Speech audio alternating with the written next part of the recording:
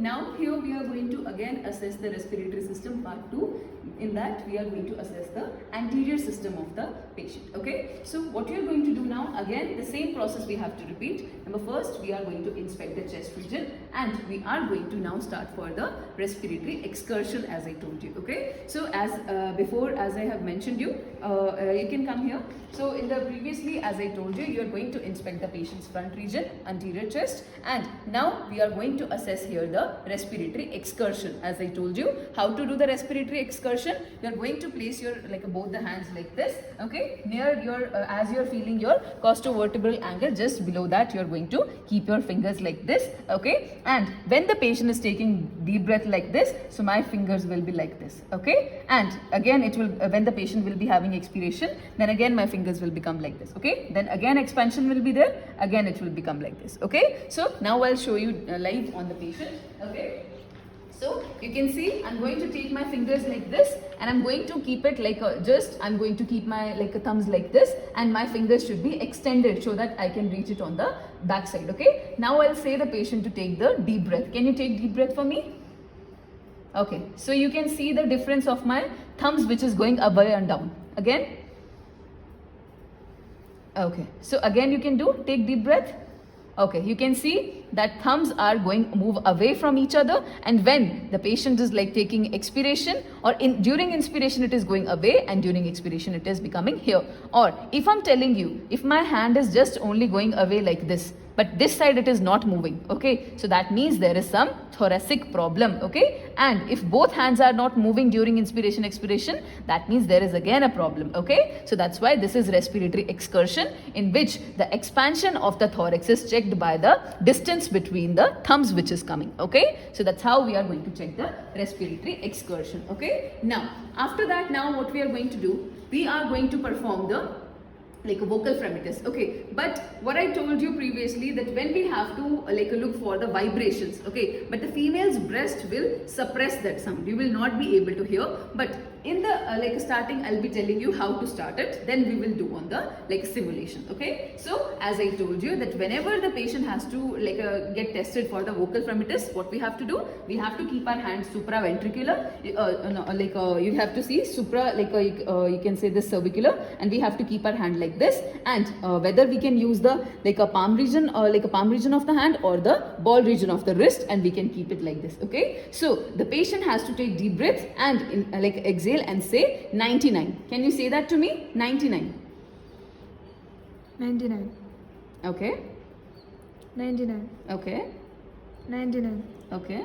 99. Okay. So like this, whenever the patient is going to say, I'm going to start from the supracervical region, from here to here, and then I will be going same up to the chest region, so that I can feel that what the patient is saying, the vibrations is going all over the chest or not. Okay, so what I'm trying to say, what I'm trying to do here, that whether all the vibrations which is coming from the vocal cord, that is connected to your trachea, and that is going all over your respiratory system, right? So whether your whole respiratory system is taking those vibrations or not, because if some area of the lungs which is having some kind of fluid collection, some other abnormal conditions like COPD or some pneumonia is there, so in that condition, all over your lungs, wherever the problem is there no vibrations will be felt. So that's why we are comparing from the left side to the right side, all the vibrations, whether it is coming or not. Okay, so I'll show you on the simulation how to perform it. Okay, mostly we can do it on the male patients to know the normal sound. Okay, so what I told you,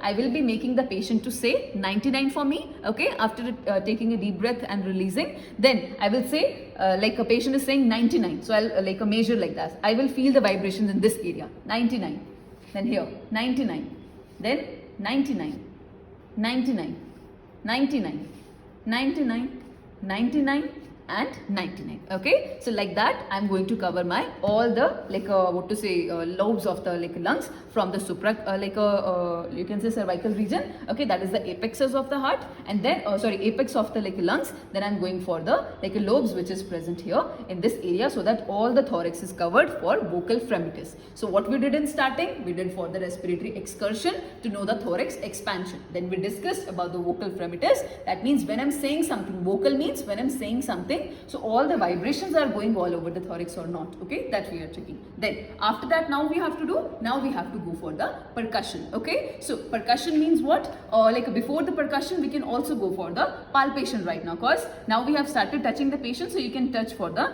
patient's like you can say skin of the chest region, whether any tenderness or any pain or lesion is there or not, so we can check for that, okay. Then as we have palpated the patient, now what is left for us? That is the percussion. So you all know why we used to percuss the patient, so that we can know that whether any kind of tympany, as I told you, stomach tympany means the air collection in the abdomen. You know, air should not be there in the abdomen, so that will show you the dull sound. And in the lungs, if there is some dullness, that means we are not having any fluid in the lungs. But if you are able to feel any dullness, that means there is some fluid collection, there is some problems like some pneumonia, okay, that is going to be happening. Then next is, if you are feeling any kind of like what to say dullness in the region of like you can say a liver region or any like a gallbladder region, so that means perfectly fine, because they are already having the fluid, okay. So we should not have any kind of like a dullness which should be felt in the respiratory system, and we should not feel any kind of resonance in the area of heart, in the liver and in the gallbladder, okay. So what I told you, there are some contraindications also, that in the like liver, like in the like a thorax region, we have to, in the thorax region we have to show the like we have to know about the resonance, that is the normal sound, okay. And in the in the respiratory system only, we are having the location of the heart also. So here we will be able to feel the dullness, and liver in the right upper quadrant, here also we will have the dullness, okay. So in these two places, and the stomach tympany in the epigastric region, we will be able to feel some tympany, so that is quite normal. But in this area, in this respiratory system, we should feel the resonance, that is the normal sound of the air present in the lungs, okay. So how to do it? Again, we are going to reach the supracervical region. So as you can see, this is the apex region of the patient, so we are going to start it from here, okay. So as you all know, this is my hand surface here, and now I'm going to tap it on like this. 1, on the other side 2, okay, then the other side down 3. This is like you cannot say 3, you will be saying it as 2, because 1 and 1, and then 2, 2, then down 3, 3, then 4, 4, right, then 5, 5, okay. But when we are assessing this percussion on the female region, so due to the tissues or due to the like you can say excessive fat muscles, which is fat cells which is present in the breast region, so due to that, there the sounds can hinder, okay. So that's why it's better to perform it on the male. And if the female has to go for, so she should take the breast, or the nurse has to take the breast upside, and then she can perform the percussion here also, okay. So what I told you, due to the excessive breast like breast tissues, the sound can hinder in the like vocal fremitus and the percussion. So that's why keep the breast tissues of the patient upside, and then you can perform the like percussion on the patient, okay. So in this also you have to cover the supracervical region, then the like you can say upper like you can say we have to start from the like you can say in the second intercostal space, we can go for the third intercostal space, we can go for the fourth intercostal space, up to 6th intercostal space we can go, and we can assess the thorax cavity, okay. And as I told you, when you are reaching your like heart region, so there it's normal when you are able to feel the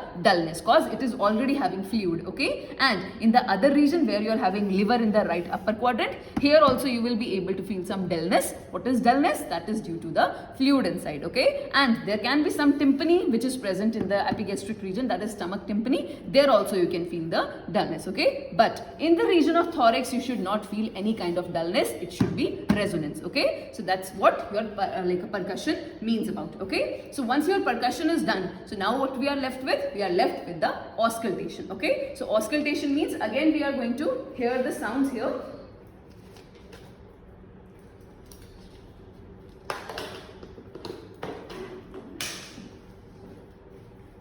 Okay, so as I told you, here we are again going to hear the sounds now. So again we are going to say the patient to take deep breath, okay, and we are going to assess the abnormal sounds which will be there in the anterior chest also. So you can see, again we will say the patient to take deep breath and release it, okay. So what we are going to do, like this, like this is again the apex of the like thorax, we are going to assess supraventricularly, take deep breath, release. Here the full cycle.